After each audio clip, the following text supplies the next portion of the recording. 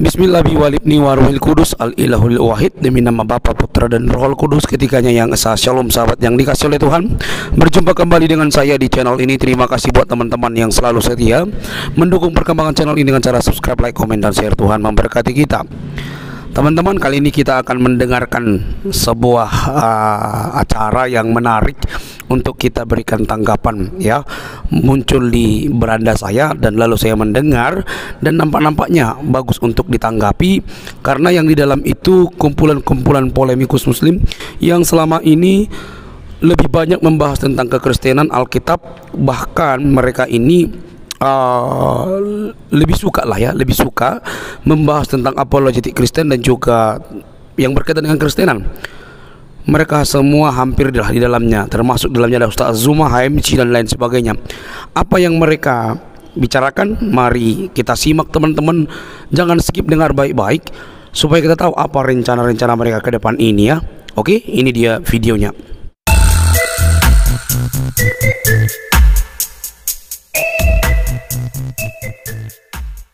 Terus diutus untuk orang-orang bersunat. Iya betul.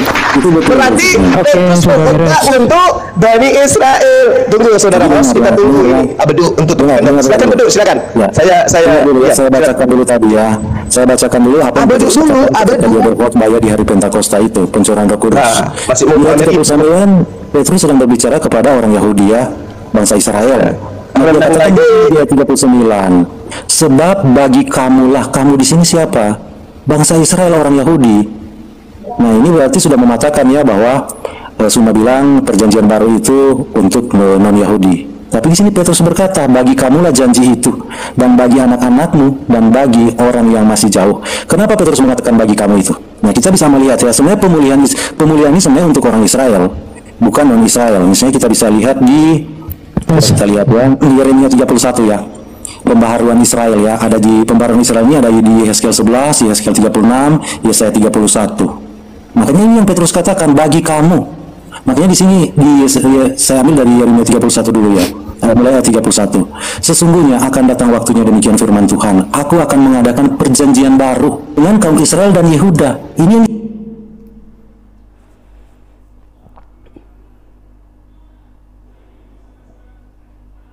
baptis, percaya kepada pemberitaan Petrus. Ketidakpercayaan orang yang menolak itu urusan mereka. Tetapi setidaknya Petrus sudah mengingatkan dan mengkonfirmasi bahwa janji itu bagi kamu. Janji itu bagi kamu, janji keselamatan itu, di mana Tuhan akan memberikan roh yang baru, hati yang baru, hati yang taat. Itu bisa kita baca di Yeskel 11, Yeskel 36, Yeremia 31. Itu berbicara tentang pembaharuan Israel, dan itu terjadi memang di abad pertama sudah terjadi. Yeskel itu kitabnya orang Yahudi, untuk Yahudi. Petrus berkhotbah untuk Yahudi. Saya minta kepada Abedu, tunjukkan bahwa kitab kanonik dan juga surah-surah Paulus itu untuk Yahudi. Mana? Meluncur. Mana? Menolak. Dengar dulu. Kenapa keselamatan bisa sampai kepada bangsa-bangsa lain? Karena sebagian orang Yahudi menolak. Nah, jatah orang yang menolak ini, dengar dulu. Jadi orang-orang yang menolak ini akibat dari ada penolakan, tetapi bukan semua menolak, ya. Akhirnya keselamatan bisa sampai kepada bangsa-bangsa lain. Tetapi awalnya memang ditujukan kepada Israel. Makanya Tuhan Yesus berkata keselamatan datang dari bangsa Yahudi. Berarti keselamatan ada bangsa Yahudi. Udah. Saatnya Bedu kamu tunjukkan data di dalam kitab kanon dan surah Paulus bahwa mereka menulis karangan mereka untuk Yahudi. Silakan. Host diam dulu. Silakan. Bedu. Tenang, ya. Iya, kamu jangan potong-potong saya. Bisa? Ngapain potong lu? Bisa? Bisa, tenang. Tadi kan saya tadi cuma mempertegas Anda. Saya nggak potong-potong Anda. Saya tahu Anda akan potong-potong saya. Ingat tantangan saya, Bedu. Saya tidak. Iya. Habis ini saya akan menerima tawaran untuk menjadi artis. Kalau Anda bisa membuktikan, udah, nggak usah terlalu narsis, nggak sesuai sama kamu. Silakan. Udah. Jangan dipotong-potong, ya. Saya mau tanggapi semua narasi Anda yang dari awal tadi. Jangan potong-potong dulu. Buktikan Anda bukan penakut sama saya. Buktikan Anda jangan penakut. Tunjukkan data ini, tantangan. Ini tantangan. Jadi orang penakut, tunjukkan pakai rok kitab aja. kanonik dan kitab Paulus kamu penakut kayak begini. Itu malah orang itu malu. Lihat kan kok Bunda Zuma kayak gini, ya. Kok panik ya? Kayaknya suka potong-potong, ada apa ya? Orang curiga loh Zuma. Kamu ini ada apa sama kiamat? Apa yang mau ditutup-tutupi? Bisa jawab atau tidak? Di sini intelektual Anda itu akan dipertanggungjawabkan, akan dilihat oleh semua umat. Kalau umat melihat Anda nggak bisa jawab, maka mereka akan melihat. Hati-hati Anda. Silakan. Ingat ya, dengar baik-baik. Jangan potong-potong saya kalau Anda memang laki-laki. Kalau Anda perempuan, ya udah, potong-potong aja. Oke ya? Deal ya? Deal atau tidak? Dia nggak mau dia. Dia kan mau potong-potong kan? Kamu berat kali ketawa. Ini kan. Berani nggak? Berani nggak? Deal nggak? Atau mau potong-potong? Berarti amat. Saya minta data dalil. Saya kasih dalil-dalilnya. Saya akan tanggapi juga narasi Anda. Saya tahu Anda itu mau kabur-kaburan, mau cuma membahas Alkitab doang. Saya takut Anda itu sangat takut Islam saya bongkar. Jawab aja. Oke ya. Iya, jangan potong-potong ya. Islam. Nah, boleh kecenderung ya, nggak boleh jualan kan? 12 jalan channel dia. Kasih 7 menit ya sampai 12 menit. Silakan bro. Udah mulai rusuh rumah. Oke, terima kasih host, dan terima kasih juga untuk umat Islam yang nggak suka potong-potong. Kalau yang potong-potong ya pakai rok aja ya. Jadi yang pertama tadi kan Zuma ini ngomong kotor, padahal saya itu kasih data apa adanya. Tapi barangkali saya akan kasih tahu ya, misalkan di dalam Bukhari 4853 ya, di situ Muhammad itu menggodai wanita-wanita dari Bani Jaun. Muhammad mau apa? Serahkanlah dirimu untukku. Sampai si perempuan itu marah, lalu Muhammad dikatakan apa? Apakah seorang permaisuri akan menyerahkan dirinya kepada seorang rakyat jelata atau gembel? Nah ternyata yang suka buka celana, suka nunjukin bulu kemaluan adalah nabimu.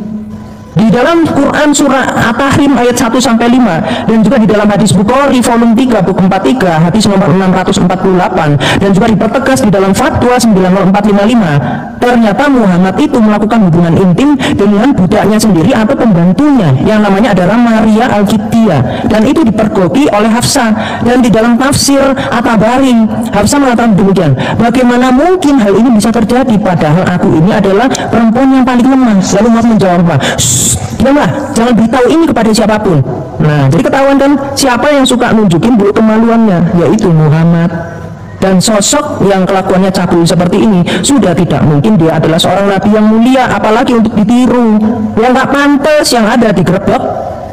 Ya, lalu tadi framingan Zuma, agama Kristen itu apakah diterima? Loh, justru dunia saat ini mayoritas itu adalah kekristenan. Di atas 30% mayoritas adalah orang Kristen, dan 65,4% peraih Nobel adalah orang Kristen. Islam berapa? 0,8%. Lalu yang renovasi Ka'bah siapa? Orang Kristen Koptik. Jadi Ka'bahmu itu bisa jadi jamban babi kalau misalkan tidak direnovasi oleh orang Kristen. Makanya banyak-banyak terima kasih. Yang menemukan lampu siapa? Thomas Alva Edison. Apa agamanya? Kristen.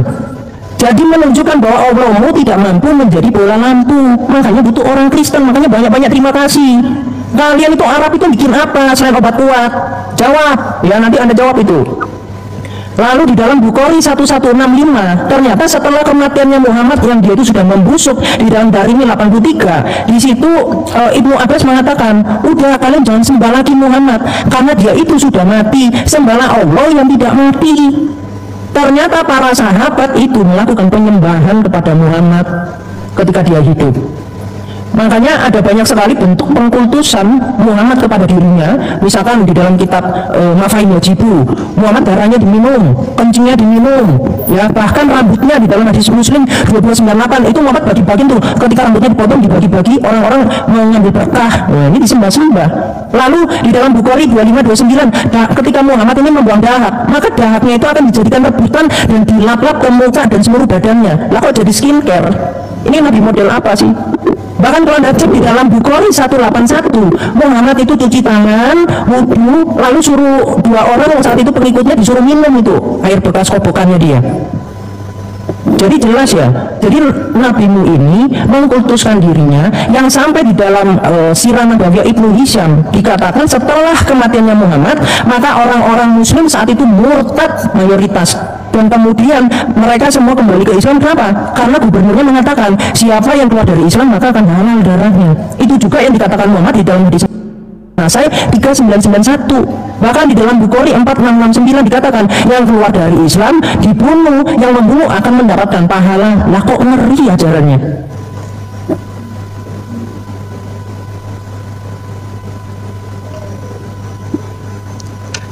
Cek. Kemana Abdu? Abdu kemana? Dinaikkan lagi. Kena lagi. Host. Lagi report itu. Naikkan. Lagi report akunya. Iya, pasti ada akun lainnya. Dinaikkan lagi, host. Ya, coba teman-teman jangan main report ya. Iya, teman-teman jangan semua dapat report. bagian Waduh, bicara. mana sih? Ya, semua dapat bagian bicara, jadi jangan main report gitu ya. Enggak usah di dia hanya seekor lalat. Dia hanya seekor lalat bagi Kalau Islam. ada akun baru boleh naik lagi ya, akun yang lain. Dinaikkan lagi Sirati Hati. Abedu. Ayo. Abedu.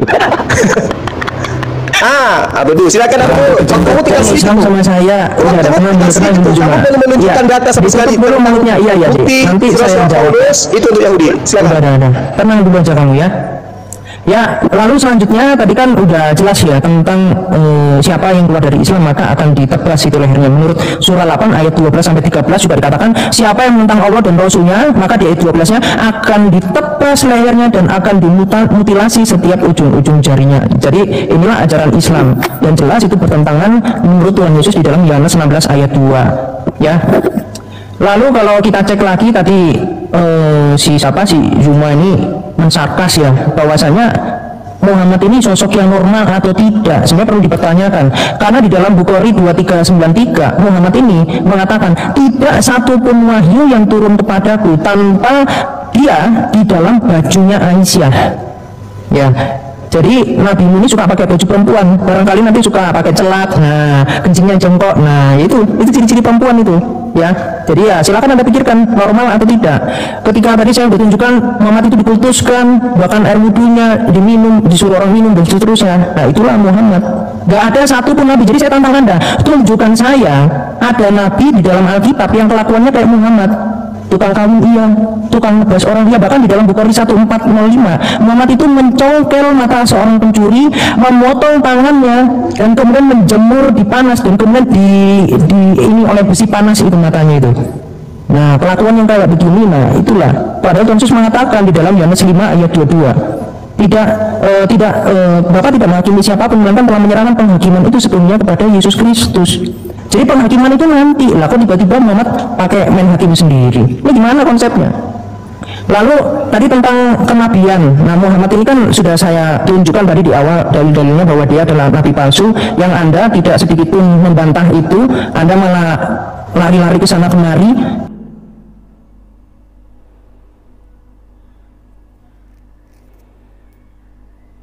Dalilnya pertanyaan receh-receh, tapi pertanyaan yang menusuk jantung malah nggak berani dibahas. Kenapa ya? Karena memang nggak bisa.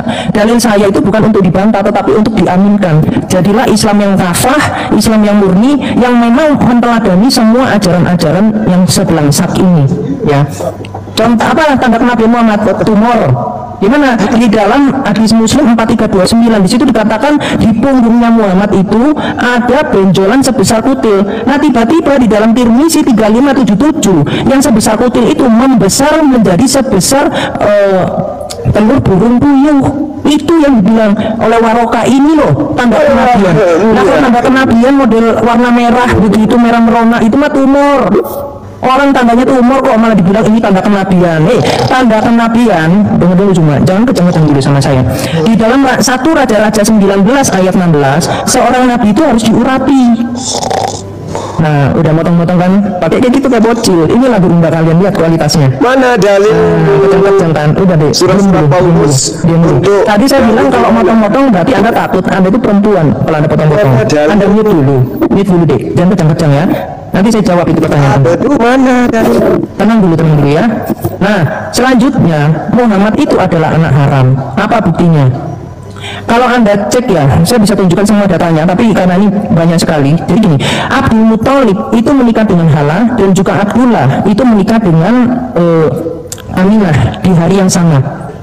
Nah kemudian Abdullah itu mati menurut Zadul Ma'ad itu mati 7 tahun setelah 7 bulan setelah pernikahan.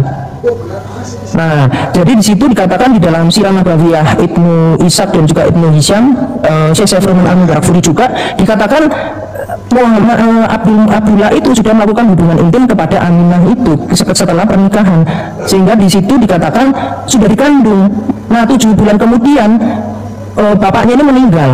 Nah ternyata Abdul Muthalib ini dengan Hala ini punya anak namanya Hamzah. Umurnya Hamzah ini bukannya lebih muda, malah lebih tua 4 tahun dari Muhammad. Pertanyaannya loh, kalau Muhammad ini memang anak kandung dari Abdullah, kenapa umurnya dia malah lebih muda daripada Hamzah?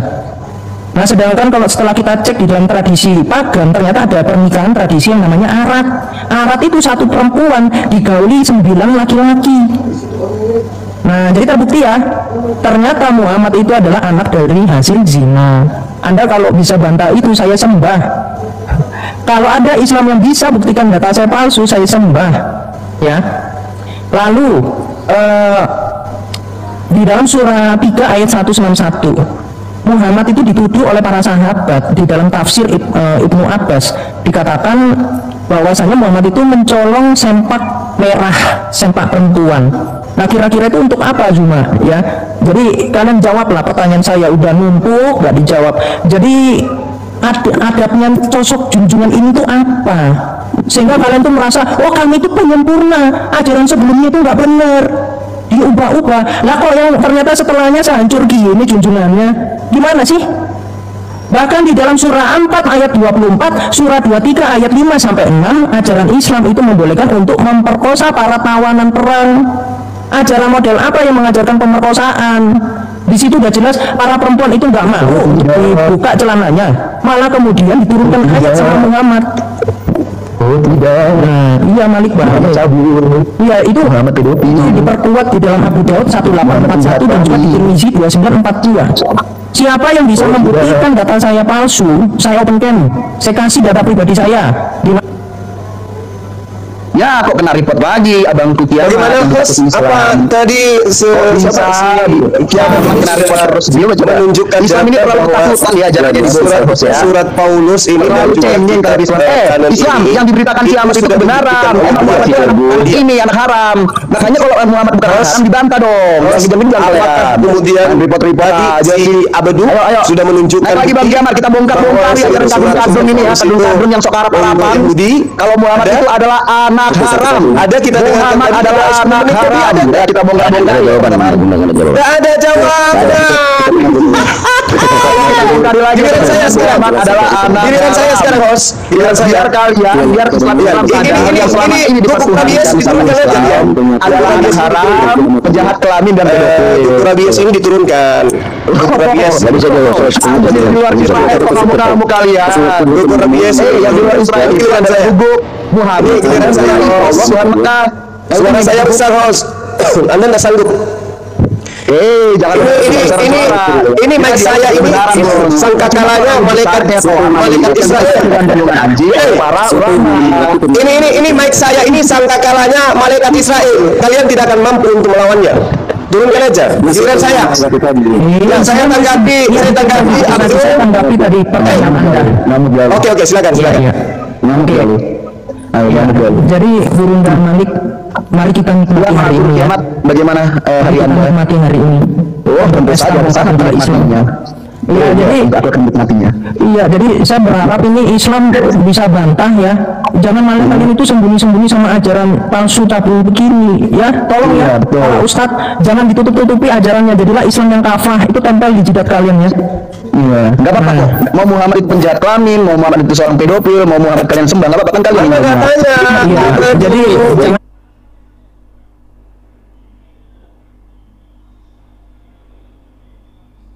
singkatan dari asu benar-benar asu benar-benar ditanya hanya bisa cari kutu. Pertanyaan lihat nangis lagi dia nggak mau bongkar-bongkarin ajarannya. Asu benar-benar dulu. Pertanyaan saya mana darinya mana? Bahwa surat-surat yang dibacakan pendeta di dalam agamamu itu ditujukan kepada Yahudi, bukan Yunani. Mana sih harus tidak ya udah mana tunjukkan. Saya jawab jangan ngamuk-ngamuk jinak kayak jinak benar-benar kayak begitu. Mana dalilnya? Dia mulai stres kayak Muhammad. 1, 2, Iya, udah ya. Udah. Jadi kayak Muhammad. iya, jadi gini loh. Udah putus asa itu bro, kita bongkarin dalil-dalilnya dia. Iya. Islam semakin benar. Lo kan lagi kan udah nyanyi dia. Kayak mereka dia. Nyanyi kayak mereka lagi. Dia udah kena mental kayak begitu. Makanya kalau stres jangan jadi gurunda. Kalau stres berobat. Kebiasaan dulu orang stres menjadi orang Zulkifli stres.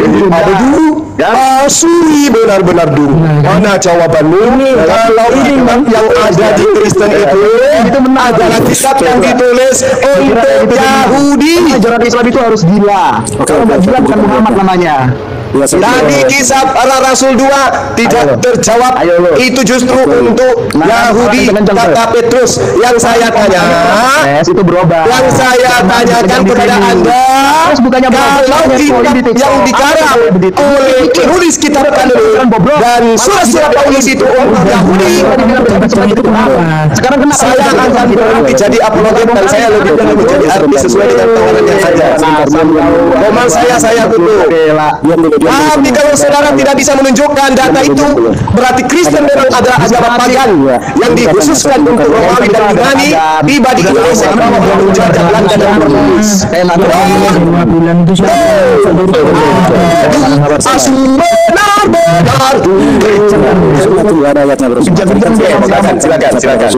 Suaramu tidak akan mengalahkan saya. Ferguson, ini adalah trompet sangkakala yang saya gunakan. Yang mau Jawaban kan, sekarang saya akan menjawab pertanyaan kamu ya. Ingat, kamu tadi gagal untuk yang pertama. Ini kesempatan kedua. Saudara host, silakan. Itu sudah betul, cuman kamu yang nggak mau menerima. Jadi apanya yang betul? Apa? Kan bilang kamu asli. lebih kencang lagi. Kisah para Rasul 2 itu tidak bercerita untuk menyelamatkan diri. Banget sumpah ini orang sontarnya dikenceng-kencengin. Ferguson, ini trompet sangkakala. Ya tenang teman-teman, itu saya jawab. Dia kan mintakan dalilnya di mana. Betul. Ini kesempatan kedua. Kalau si Tante Abu ini tidak bisa menunjukkan, hanya bisa Islam itu mental kamu sama saya. Kenapa kena mental? jadi Kena mental dia. emang pikir umat Islam itu bisa terima ajaran dan Saya ada bantah kalau mampu. Kalau Anda mampu bantah, saya dengarkan, Anda mampu Islam membantah itu dan saya bahwa dari saya itu palsu dan salah. dengarkan, Islam itu keilmuannya bersanad. Jadi kalau kamu cerita sesuatu tentang Rasulullah harus ada sesuatu. Nah, kamu sanadnya PDF. Siapa yang mau percaya sanad ke PDF, sanad ke PDF. Islam mana yang ingin kamu tipu? Islam mana yang ingin kamu tipu? Percuni, itu cocok untuk kalian. Yesus mengatakan bahwa di luar Bani Israel yang ngaku-ngaku percaya kepada Yesus itu disebut. Hari ini saya kasih kamu gelar asli, benar-benar dulu.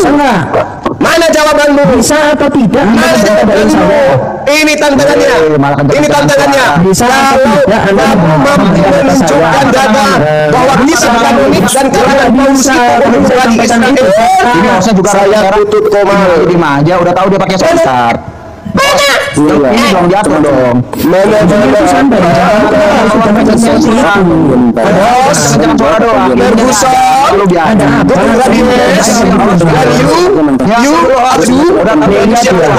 Lihat mana datanya? Silakan. Lu bisa gimana caranya berjawab kalau lu ngomong terus kayak anjing bulan Israel. Ya tenang.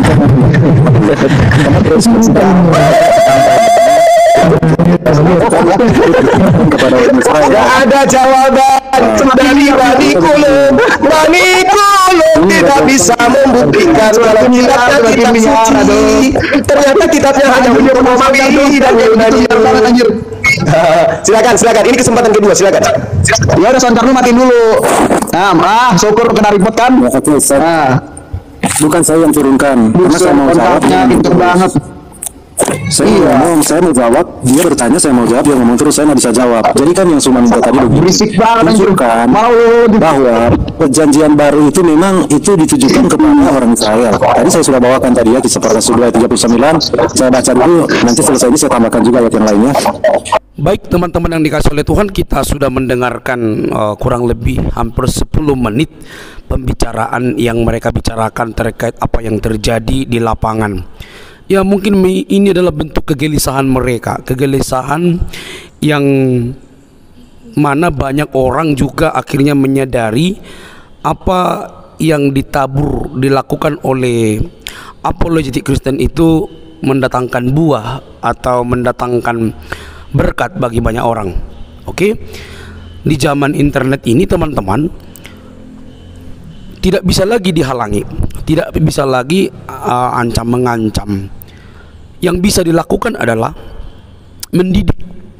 mendidik setiap umat, baik itu Islam, baik itu Kristen, baik itu Hindu, semua agama harus mendidik semua umat untuk tetap berada di jalur keimanan dan akidah atau pengajaran setiap agama itu sendiri, ya. Karena kita tahu bahwa Islam Kristen khususnya itu agama misioner, ya, agama misioner, agama yang mempunyai pengikut lumayan besar. Memang di Indonesia mayoritas lah Islam seperti yang dikatakan oleh Ustaz Zuma itu, ya. Tetapi tetap disebut agama-agama misioner. Saya hanya menyoroti dua agama tersebut karena ini berkaitan dengan apa yang ditampilkan dalam video barusan, bahwa apalagi si HMC, ya, si HMC ini dia langsung memutar satu video Pendeta Risuli Lubis yang notabene berbuat baik dengan membagi-bagikan mungkin beras, mungkin pakaian atau apalah gitu, ya.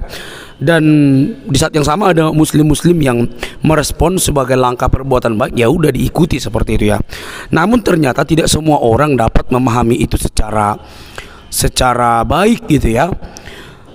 Kalau orang berbuat baik, tidak semua orang dapat menerima itu sebagai langkah untuk melakukan perbuatan baik. Oke?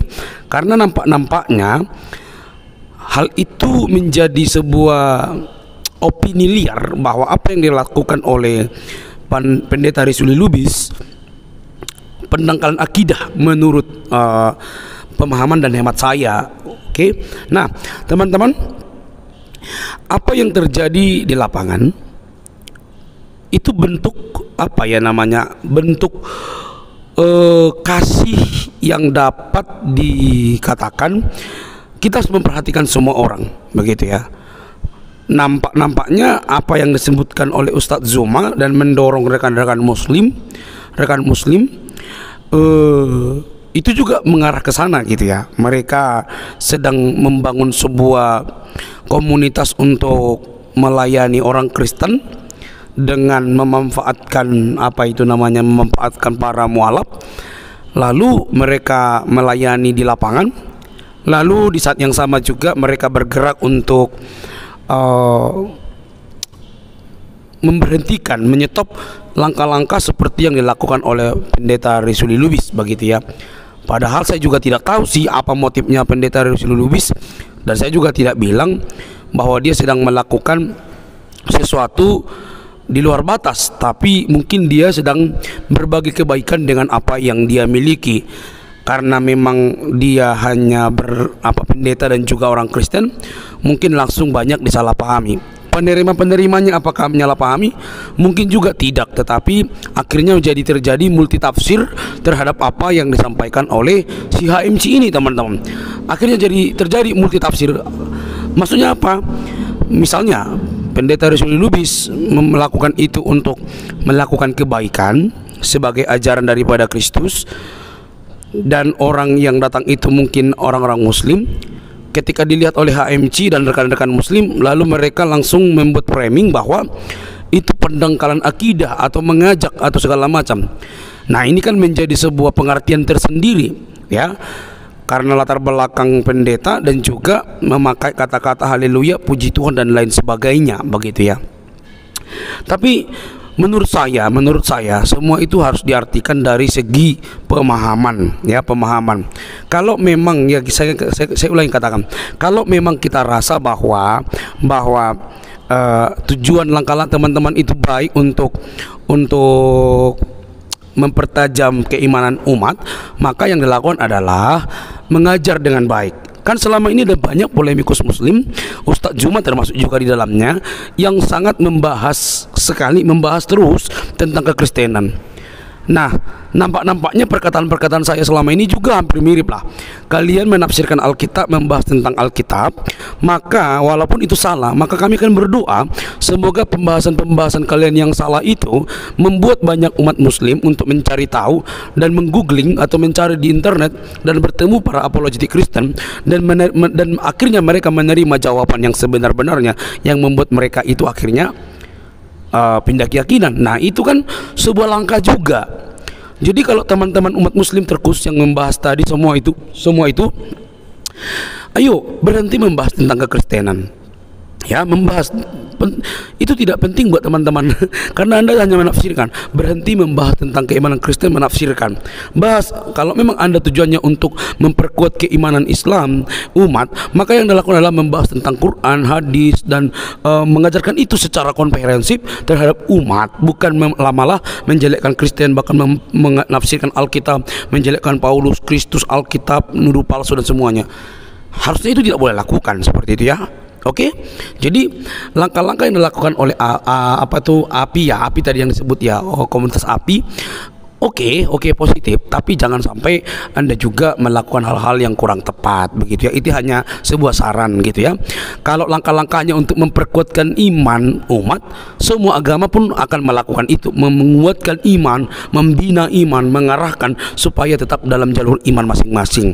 Dan kalau kemudian ada langkah-langkah dari berbagai lintas agama untuk mualaf atau murtad, pindah agama, itu keputusan pribadi dan itu juga dijaga oleh undang-undang.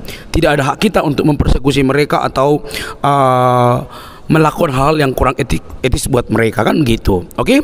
Jadi mari cerdas beragama, tetap cerdas, tanpa baperan, tanpa marah-marah, tanpa ngancam-mengancam, tanpa lapor-melapor, tapi membina umat diri sesuai dengan ajaran masing-masing. Bagi pengajaran kalian dengan cara langkah-langkah kasih. Oke? Semoga kita cerdas. Jika ada kata-kata yang salah, yang kurang berkenan, monggo tulis di kolom komentar. Saya juga siap belajar untuk menata pembicaraan. Oke? Sampai di sini bersama teman-teman. Jangan lupa untuk mendukung dengan cara subscribe, like, comment, dan share. Sampai ketemu di video selanjutnya. Bye bye.